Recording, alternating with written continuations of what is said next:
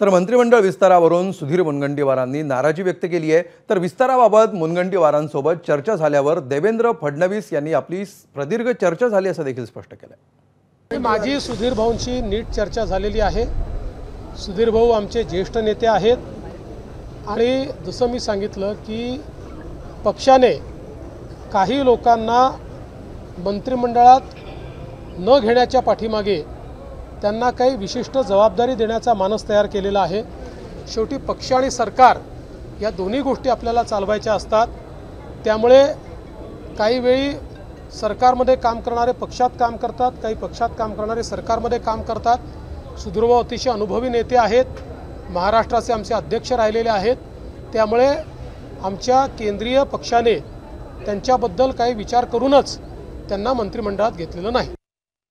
आज देवेंद्र फडणवीस म्हणाले की पक्षाने कदाचित तुमच्यासाठी वेगळा विचार करून ठेवला असेल, म्हणजे पक्ष संघटनेसंदर्भात दुसरी जबाबदारी दिली जाईल। माझं मुनगंटीवार यांच्याशी प्रदीर्घ बोलणं झालंय असंही ते बोलले।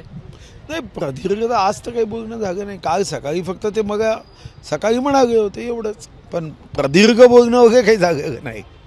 आपण देवेंद्र फडणवीस यांची भेट घेणार आहे उद्या परवा? नाही, नंतर घेऊ ना। आता काय घाई, आता काय झालं मंत्रिपदातून आता पहिल्यांदा जरा हे बोझं उतरलं आहे तर मग आनंद तर घेऊ द्या। काही भेटी गाठी राहिल्या, काही क्षण परत येऊ द्या माझे।